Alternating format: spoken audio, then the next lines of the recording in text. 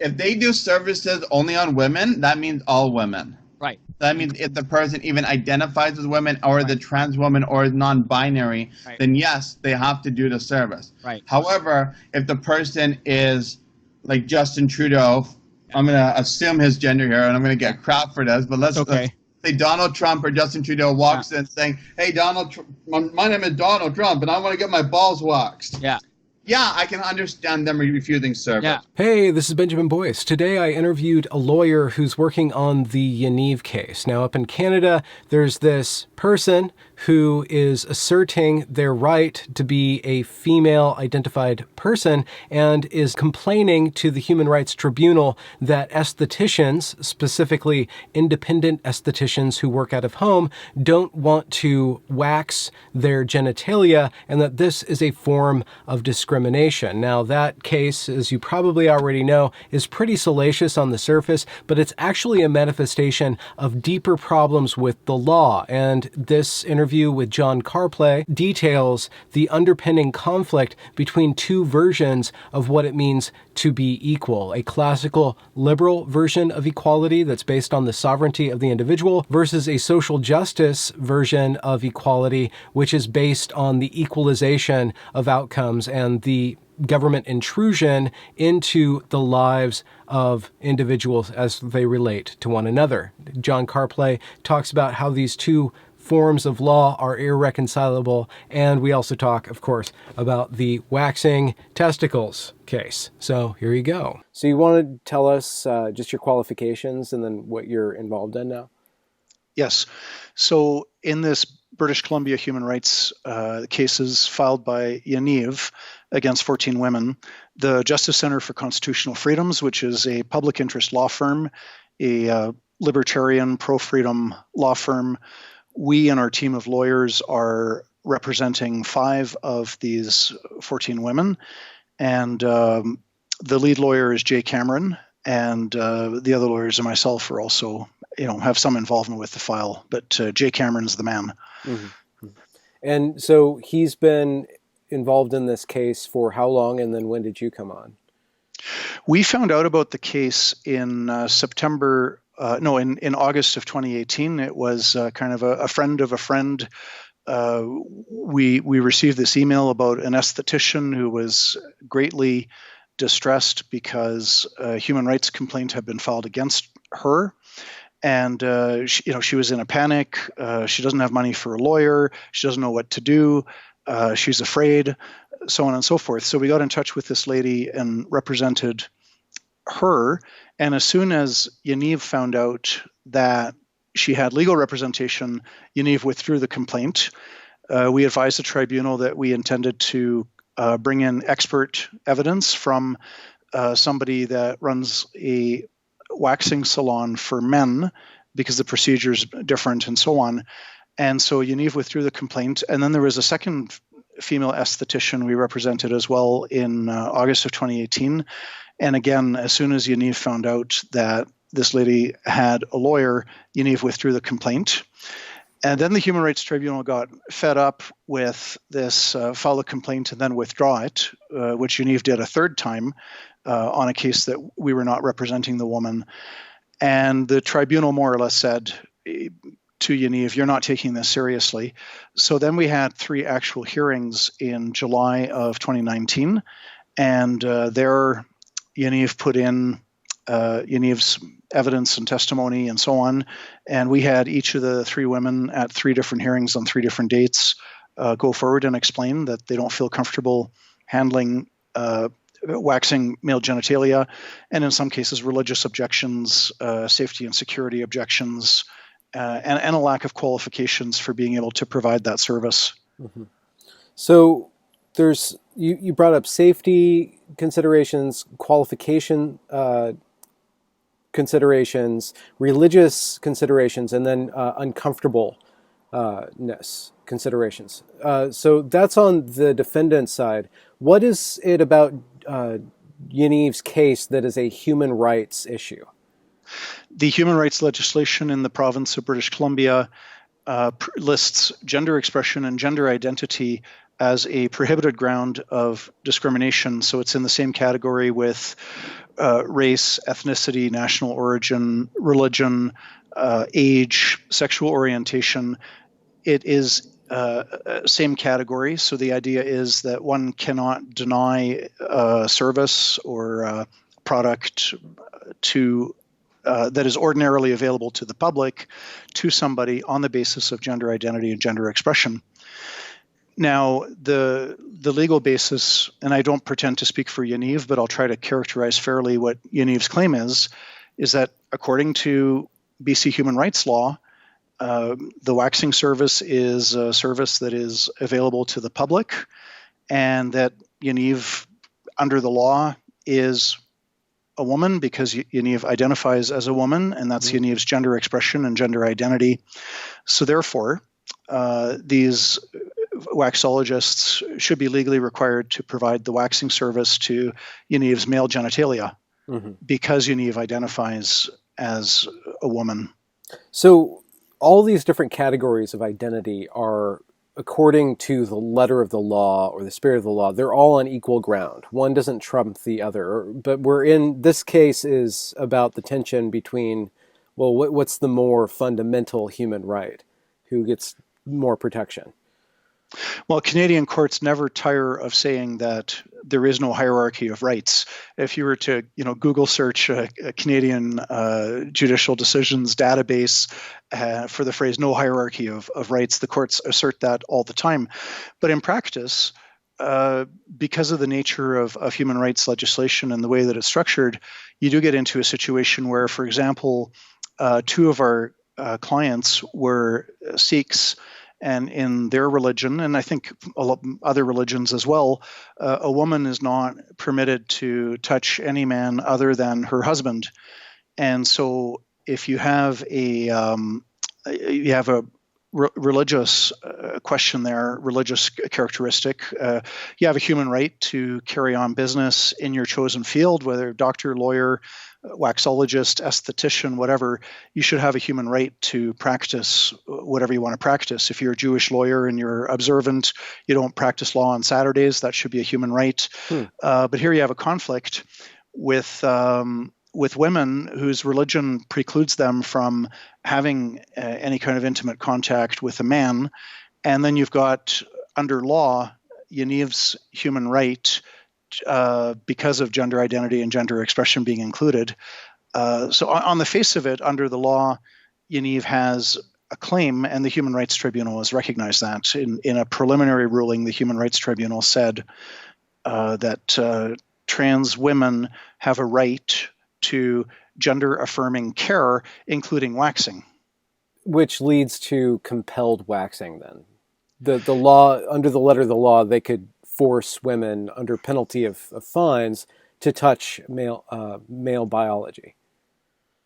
And that is the practical consequence, the practical ramification. If Yaniv is successful in this case, it means that female estheticians in British Columbia have a choice of waxing Yaniv's male genitalia or facing a human rights complaint with the subsequent imposition of a fine that could be $1,000, $500, $2,000. And that doesn't count, of course, the whole ordeal of going through the human rights process, which is far worse than having to write a check. I'm sorry for going here, but what if somebody like Yaniv is deriving sexual gratification from this and then using the arm of the law in order to force women to appease their sexual proclivities? What if it's not about gender identity? It's just an umbrella term. Like, is that even thought of? Or it's a good question. It's a fair question. I don't think the human rights legislation, when they drew it up, they were probably just thinking of a guy with a nice wig and makeup and female clothing going to a restaurant and not being turned away on the basis of gender expression. That's probably what they had in mind. And if that was the case, Yaniv would very likely be successful if Yaniv was turned away from, say, a restaurant or a store. or a lawyer or a doctor, or whatever service or something that Yaniv wanted to buy. The law doesn't, or in this case, the human rights legislation doesn't look at the potential motive of sexual gratification, but it's a live issue because, and sorry to get a bit graphic here, but the expert witness who testified at the human rights hearing on July the 4th is a woman who runs a waxing salon for men in Victoria, BC, and this lady testified that not only is the waxing procedure for men is different, but she said that in some cases, men get aroused and then ask for sexual favors. And when the request for sexual favors is turned down by the salon staff, some of the men get angry and they get verbally abusive and they terrify the staff. Mm-hmm. So this is another real life issue that these female estheticians would have to deal with. Many of them working from home is the possibility of somebody getting aroused and asking for sex, and if turned down, becoming angry or verbally abusive. It's not impossible. That's very much if we're speaking about a home, then also there could be kids around too. So this is again, that goes back to the safety issue. Well, many of the 14 women were working from home, and in some of those cases, they had small children present, and their husband was away. And it's just unconscionable for the law to require a woman. And I would take this further to a piano teacher that doesn't want male clients or whatever. If a woman is working from home alone, that's a very different context from, say, a salon where you've got a half dozen people, possibly some of them men. If you're in a salon type situation and you've got colleagues around you, then in a worst case scenario, if there's a problem, you can call security or phone the police. But from a woman working from home, it's just unconscionable that the law would require her to have as a client somebody with male genitalia, regardless of how that person might identify. Mm-hmm. So it seems like if there's a tension in this law, then it's in somehow making more granular the protections awarded to various identities. It seems to me that there would be a fundamental difference between somebody being denied service based on their race than based on, let's say, their biological sex, at least in this case. When human rights legislation was passed in Canada, federally and by the province, and it was during the 1960s. And the idea of it at the time was that we should have laws against bigotry, open racism, open sexism, that nobody should be allowed to post a sign saying we don't serve blacks or we don't serve women, or our company does not hire women, our company does not hire blacks. Mm-hmm. And so it was very popular because people felt that bigotry was immoral. And so if you have a law against bigotry, that was a good thing. Mm-hmm. And I think the laws were generally popular. But what's happened in recent decades is you've got more and more conflicts between sexual orientation and religion. In the United States, you've got the cake decorator, cake baker, saying, look, I'll gladly serve gay and lesbian clients, but I'm not going to participate in a same-sex wedding and make the cake because that's contrary to my religious conviction. And U.S. Supreme Court ruled in favor of the baker in that case. In Canada, the courts would far more likely rule in favor of the customer that was denied the cake. Mm-hmm. But that is a real conflict there between somebody wanting, I think, legitimately to practice their religion and live out their faith versus, some of the demands. And so there's always lots of clashes between the LGBTQ and the religious freedom are continually in conflict. And 9 times out of 10, if not 19 times out of 20, the courts rule on the LGBTQ side, even though they continue to insist, there's no hierarchy of rights, there's no hierarchy of rights. Well, the court rulings themselves prove otherwise. There is a hierarchy of rights. And is your group of lawyers, your firm, are you guys, is this broadly construed what you guys are trying to argue against or make known to the public, or kind of set precedent that this is what's happening? These cases receive a lot of publicity, whether the Justice Center is involved or not. Our arguments in the Yaniv case is that the Canadian Charter of Rights and Freedoms, which is the supreme law of the land, which is supreme over any law passed by any province or by the National Parliament. Canadian Charter of Rights and Freedoms guarantees a right to liberty and a right to security of the person. And one of our arguments is that a woman, as part of her security of the person, should not be compelled by law to wax male genitalia. Yeah. And hopefully the tribunal is required to at least consider that argument. I won't predict whether they will accept it or reject it, but certainly the charter is the higher law, and it supersedes any human rights legislation. It just seems, I don't want to make a slippery slope argument, or I want to bring it up in order to show that there's a lot of nuance in there, but it seems that in order for society to allow the government of the society to invade more and more the rights of the individual, there seems to have to be some trust within the society that the government is acting on behalf of their best interests. But it's still, it seems like incrementally, once you allow the government one step into your house, and then you're just allowing them to dictate more and more of your behavior and to impose their, whatever that governing body's prejudice upon you, so that you have to act in according to their prejudice. We've got two conflicting ideas of human rights and two conflicting ideas of equality, and I think it's the same in the United States. There is a more traditional understanding of human rights, which is a classical liberal approach, which is that my human rights fundamentally are about my right to be left alone by government. So I can practice my religion, I can say what I want to say, I can associate with whom I want to associate, I can own and enjoy the fruits of my labor by way of private property rights. So my human rights don't really conflict with other people's human rights. It's simply a right to be left alone by government. And that's also the older idea of we're all equal before the law, but there's not necessarily an equal outcome, because some people are more talented, some people work harder, some people are smarter, people make different choices, good choices, bad choices. And at the end of the day, we're not all equal in terms of our appearance or how much money we make or all kinds of other factors. Mm-hmm. So the older idea was, free people are not equal and equal people are not free. And I think that still holds true today. Mm-hmm. But now the new notion of human rights is it's kind of a change to human ambitions, human demands, human entitlements. So, I have a right to be sold goods and services, and nobody can turn me down, or I have a right. It's become an imposition on other people. Yeah. It's one thing, for example, you take the example gender identity, gender expression.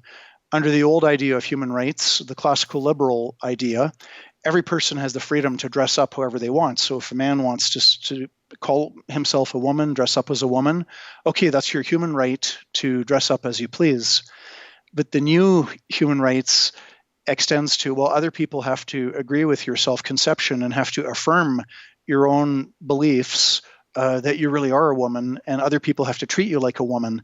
And that's a big leap away from the traditional understanding of human rights. I just don't know. I don't understand how a government can facilitate that efficiently, because is it not my right to see people as I see them just as much, and to treat somebody how I want to treat them? And how are they going to go around and force me to perceive somebody as they want to be perceived, and yet I can't be perceived the way I want to be perceived, which is able to perceive them as I perceive them? See, I just don't understand how it's possible for a government, unless it has infinite power and intelligence, to be able to sift through all these different human interactions and impose balance on everyone interaction without bias. And it seems like what you're saying is that Canadian law does have a bias, and it's a bias in favor of, I guess, certain groups, certain disadvantaged groups,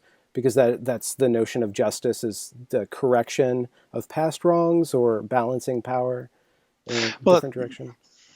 I mean, that's part of it. There is one human rights complaint I'm familiar with where somebody complained to a Human Rights Commission about the lyrics of a song. There was a song on the radio, and the refrain was "Kill the Christian," and it was just over and over. It was part of the song "Kill the Christian, kill the Christian, kill the Christian."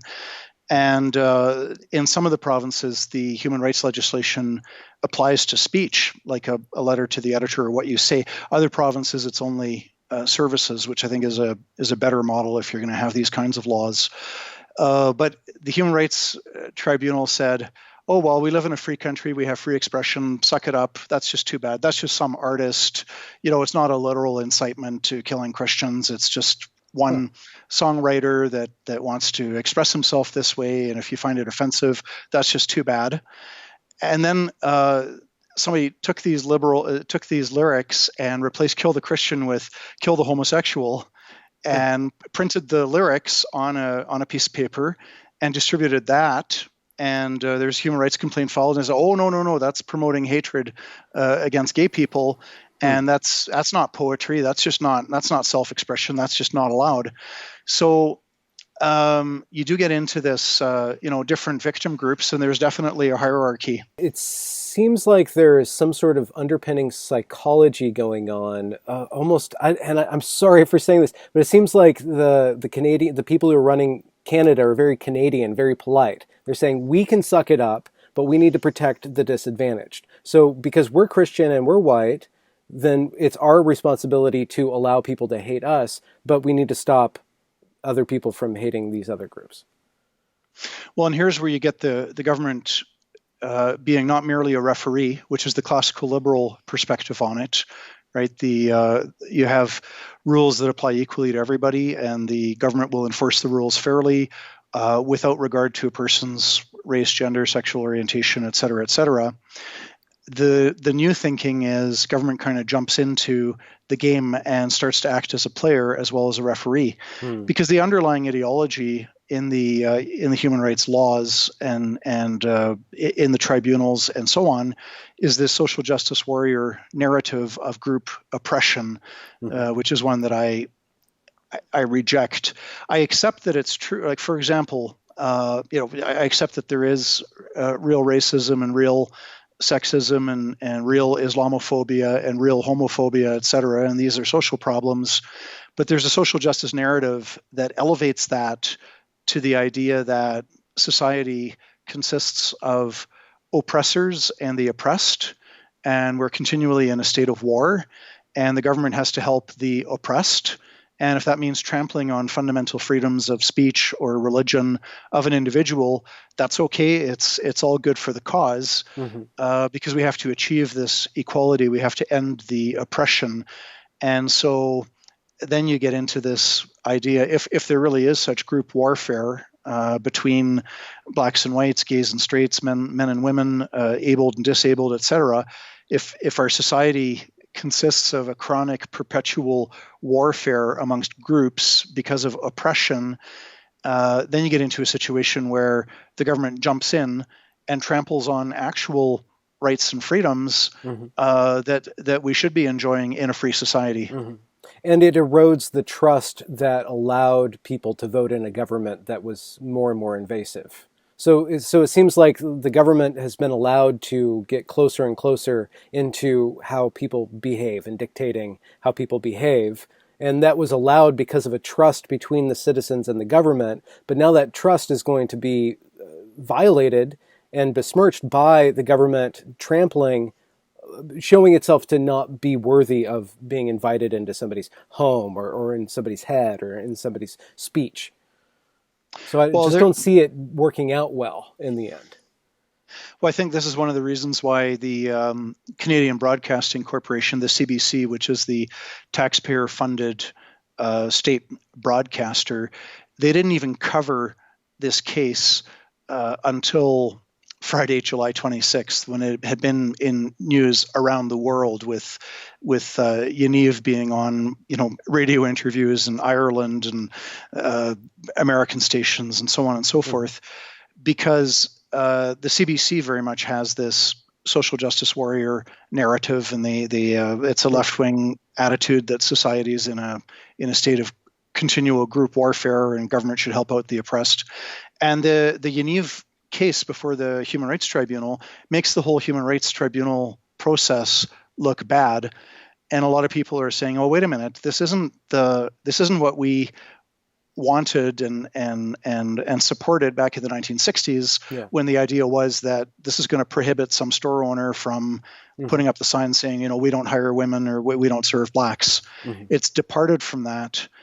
And I think it was a lot simpler in the 60s, where you had, and you still have today, you have this massive consensus that racism and sexism are immoral. And so people will quite willingly give up some of their freedom of association, right? Because technically, if you wanted to take a hardline libertarian approach, you'd say, well, in a truly free society, you could put up a sign saying you don't serve blacks, you don't hire women. But most people would not go for that radical libertarian approach, but they would say, well, racism and sexism are immoral, so therefore we can legislate against that. But now with the conflict between LGBTQ and religious freedom, and in the Yaniv case, a conflict between gender identity versus the safety and security of women to be able to practice a profession out of their own home without being legally required to have somebody with male genitalia in their house, now people are shaking their heads, and it is bringing the human rights legislation into disrepute, for sure. Is disrepute the way toward getting it refined or reassessed on a legal level? Is that what needs to happen? Or can, through this case and other cases, can it be overturned from within? Well, a bit of both. I mean, later this year, the Justice Center will be releasing some policy recommendations on reforming human rights legislation such that it can get rid of some of the injustices. For example, the fact that somebody can file a frivolous complaint and force somebody else to pay tens of thousands of dollars in legal bills, and when the complaint is dismissed, they just walk away with it, and they just walk away, and it's cost them nothing at all. That's an example of something that could be addressed.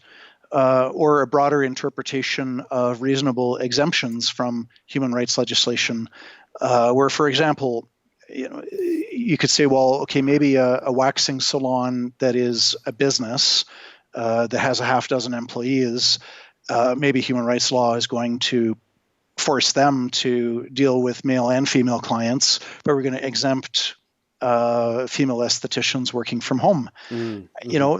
There are ways to find good compromises, and I think that those will come about because the status quo is just not. It's untenable. Mm-hmm. Mm-hmm.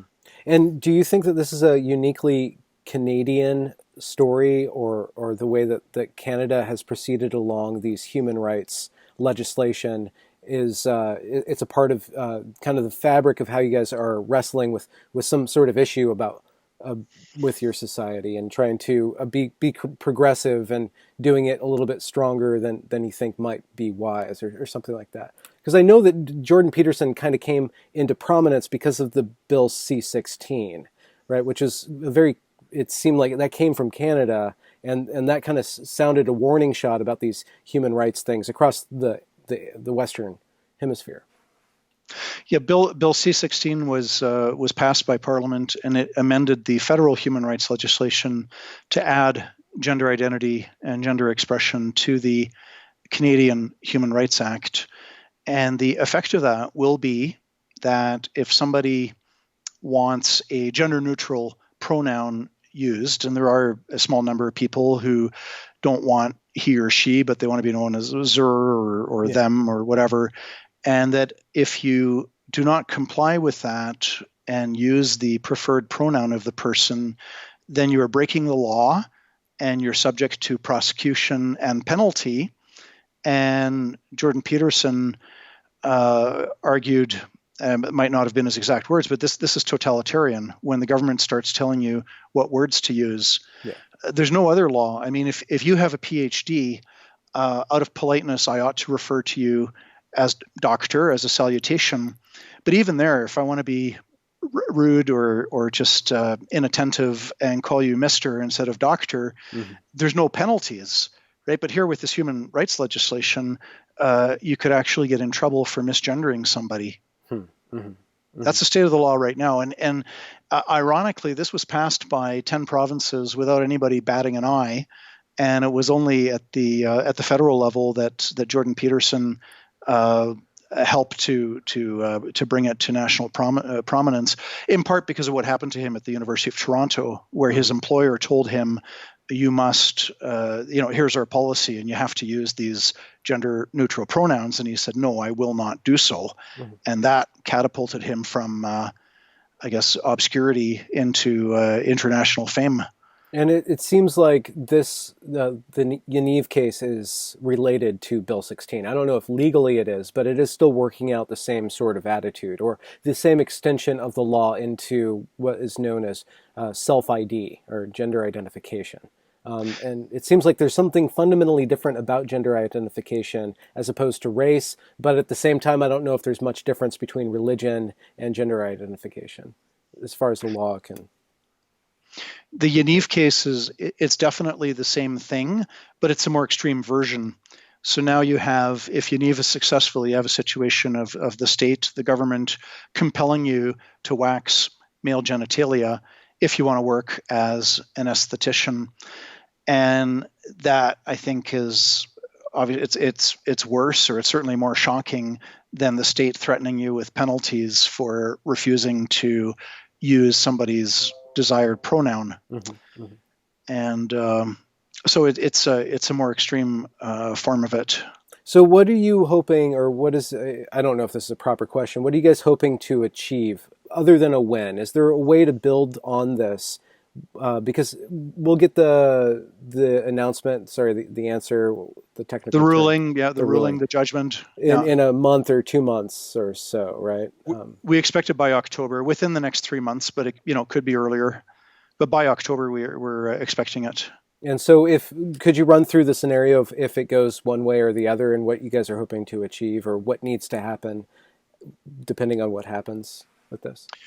Well, certainly it's quite likely that certainly on our side, it's highly likely if Yaniv wins before the Human Rights Tribunal, then if we receive the instructions from our clients, we would appeal that to the Supreme Court of British Columbia, and after that, it could be appealed to the British Columbia Court of Appeal, and after that, the Supreme Court of Canada.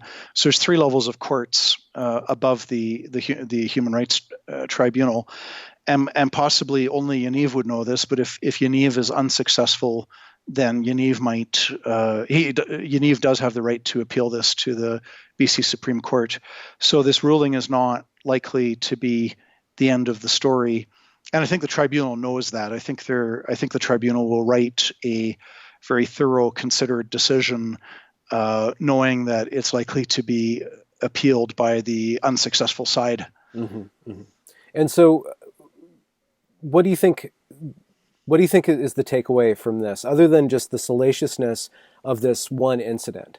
But do you think that it's showing a problem in Canadian law, or a problem in the social justice, the advancement of the law by means of social justice into a different form of liberty? And how do we delineate that very clearly to the public so that they understand what is happening? For me, the takeaway is that we will continue to have these kinds of cases and claims that most people would consider to be outrageous and unreasonable and unfair and unjust.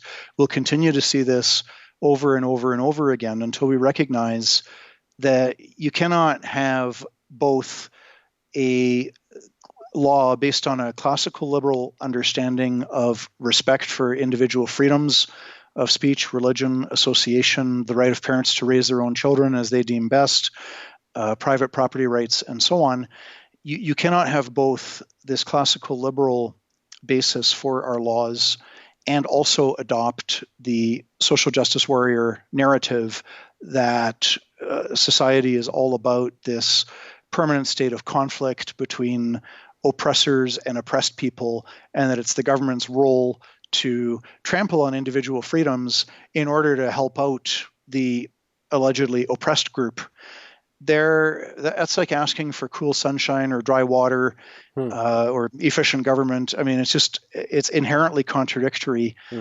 And until people recognize that, you can't have both. You've got to have laws that are based on a classical liberal understanding, in which case you're not going to have any of these claims, or not these ludicrous, outrageous, unjust claims where somebody with male genitalia demands that the law compel unwilling women to wax the male genitalia.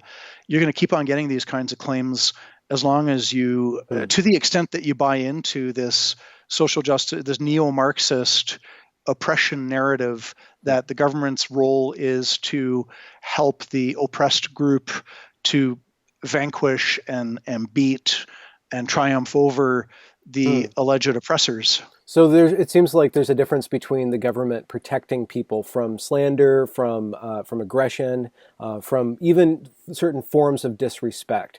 That's one thing, and then it's one thing to protect a class. It's another thing to be the strong arm of that class, to force other people to bow to the whims of that class. If the class can construe certain forms of speech as hate speech in the eyes of the law, then they basically get to control what society says and therefore what it can think, which is very, as you say earlier, totalitarian.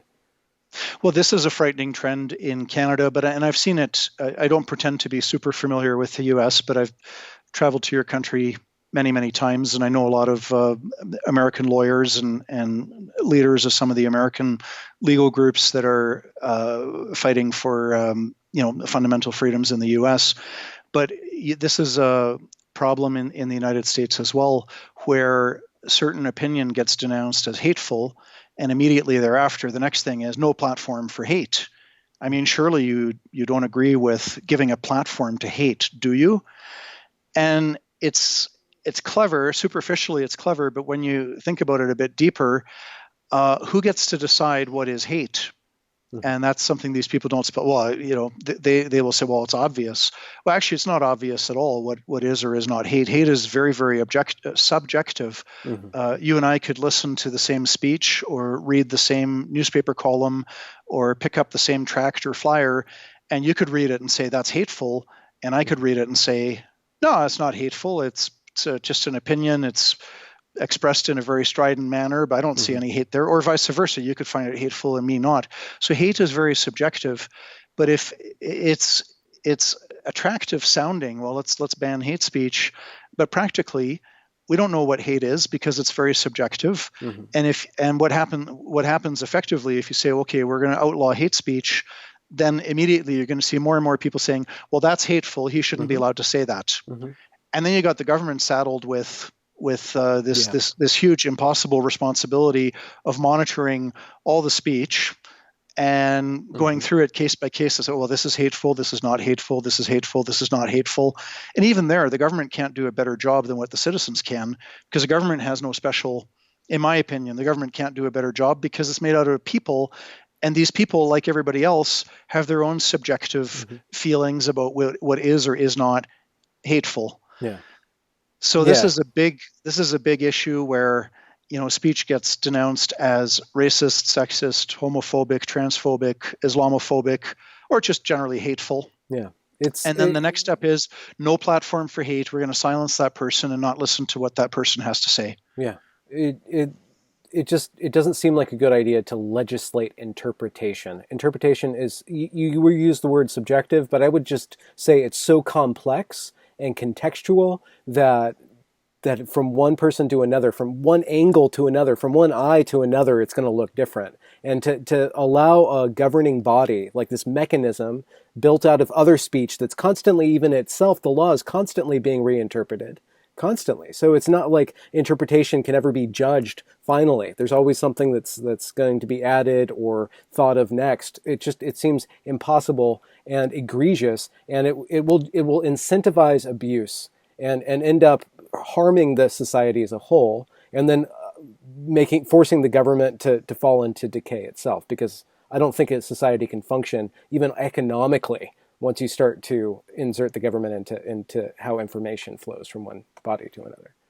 That may well have been a contributor to the fall of the Soviet Empire in 1989, 1991, in that era, because the state was spending a lot of resources on regulating speech and enforcing speech.